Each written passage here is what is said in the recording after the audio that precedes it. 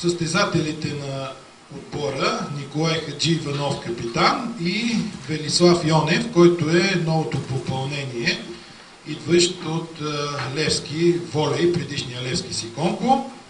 И разбира се, не на последно място, това са спонсорите на отбора. До мен е господин Методи Алексиев, който е маркетинг менеджер на мебелната компания Еником М. И от другия край до господин Стоев е господин Петър Серпезов, който също представлява един от спонсорите, а именно клиниката за дентална медицина Медикрон. В началото, разбира се, бих искал да дам думата на президента на клуба, господин Ангел Гочев, за кратко встъпление. След това вече ще чуем и останалите. Да ни каже всъщност нещо повече за фирмата Хайстер. Заповядайте. И не само. Хайстер България е официален дистрибутор, представител, дилър, най-общо казваме, на американската компания Naco Material Handling Group. 3 години сме на пазара. Фирмата по принцип американска е създадена в 29-та година в Щатите и мисля, че са пионерите в този бранш. Говорим за високоповдигателна техника, за складова техника, всичко, което е свързано с обработка на палетни товари. Основните клиенти на фирмата в света и в частност в България са Кока-Кола. В България специално Била работи само с наша техника. Цялата система на Била, Италцимат, Девин, Пепси-Кола и много други фирми, които познати, като Спиди, примерно, по-малка фирма. Мисля, че се утвърдихме на пазара за тези 3 години. Дойде и време да мислим за по-интересни неща, в случая да се свържем с спорта, както и в Съединените щати, нашата централа също има такива отношения. Между другото, в процедура е един процес, свързан с финансирането на нашето начинание в България, очакваме потвърждение в щатите. Това е принцип в системата на Хайстер. В общи линии, това е. Благодаря ви за поканата, благодаря ви за вниманието. И аз благодаря. Сега, Стефан, да чуем старши треньора, може би Стоян Стоев, и след това и самия Стефан Чолаков ще каже няколко думи. Стоян Стоев, покрай неговото име се заговори, че сега не знам колко е вярно, различни писания, че Мартин Стоев може би ще дойде да помага на отбора. Заповядайте, господин Стоев, да ни кажете повече подробности. Чувства президента, че влиза в спорта. Той и бивш спортист, дъщеря зет спортни журналисти. Зета се опитва и да играе все още. Получих покана от тях. С ентузиазъм приех поканата. Този отбор съществува от 5-6 години на дилетантски начала. Тази година също се опитахме да направим отбор. Тези, които са били от миналата година 5-6 човека, почнахме от 1 септември някъде, до този момент около 20 човека сами си предложиха услугите, от които избрахме около 14. Нямаме чак толкова големи имена, но мисля, че в тая група, която ни предложи Федерацията по горната висша лига, ще се справим и ще участваме с успех. Сега, по отношение на спонсорите, са добре дошли при нас, но главен спонсор се остава господин Гочев. Мисля, че фирмата все още официално не отделя средства. Може би само част от печалбата, неговата личната, той влага в спорта. Надяваме се, че в бъдеще, ако направим добра реклама на фирмата, и тя да помогне с нещо, за да може да мислим за нещо повече.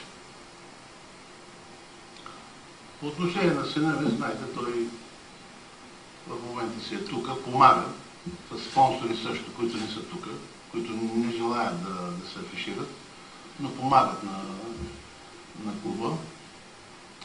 Вярно, че провежда тренировки с нас, но той го провежда така на добра воля, уславно. Така че дали ще се включи, това си е негово желание. Ние не сме го канили официално. И нещо за селекцията също да кажете. Смисъл на кои състезатели ще разчитате? Селекцията, ви казах, не са професионалисти, изключение на Йонев, който идва от Левски Секонко, който професионално се е занимавал, но момчетата не са лоши. Така като средно ниво са и които ще се справят с тая задача, която им е поставена. Не са платени. Вероятно ще получат премии за някой матч, за някаква победа. Но ако в бъдеще бюджета на Бъбни, ние сме готови още тази година да атакуваме по-горната лига, ако не достигнат сили, на нова година, когато ще може да картотикираме нови играчи, може да се подсигне последния момент. Всичко ще зависи от дали бюджета ще нарасне. Както виждате, господин Гочев, след като е тук, виждате, че има и сериозна реклама, сериозна фирма се занимава. Всичко знаете, че сега вече големия спорт става и с пари. Ако бюджета нарасне, може да мислим и за нещо повече. Добре да чуем тогава и другите спонсори, защото от тях зависи също, нали, колко ще подпомогнат бюджета. Методи Алексиев първо и после Петър Сербезов за няколко думи. Добър ден всички. Кратко представяне на фирмата Еником е мебелна компания, създадена в 2000 година. От 10 години сме на пазара. Една от водещите компании по търговията на мебели. Фирмата има 2 магазина в София, за сега само в София. Надявам се на повечето от вас фирмата да е позната, а на които не е позната да заповядат при нас. Значи за нас е голяма чест и радост да подкрепим един амбициозен, мотивиран отбор по пътя им към победата дано. И имаме така няколко проекта, които са мисля, че много интересни и за отбора, и за фирмата, и за обществеността. В смисъл, че отбора може да ни помогне да развием в училищата една съвместна работа с деца, които имат интерес към спорта, към волейбола. И като един пример да послужи за млади подрастващи спортисти да се включат активно в спорта. Ние това нещо сме готови да го подкрепим с средства и да организираме такава съвместна работа с училищата. За бъдеще се надяваме да можем и по-сериозно да подкрепим отбора през следващия сезон. Благодаря. И аз благодаря. Клиниката за дентална медицина Медикрон и господин Петър Сербезов. Благодаря, добър ден. С 2 думи, значи това е дълги години сме на също този бранш. Медикрон е специализирана болница за дентална медицина, лицево-челюстна хирургия. Не сме се афиширали никога, с никаква реклама никъде, но тъй като ние сме дългогодишни приятели с Велислав Йонев и той така ми подхвърли, и Стефан Чулаков, да помогнем в едно такова предизвикателство, може би.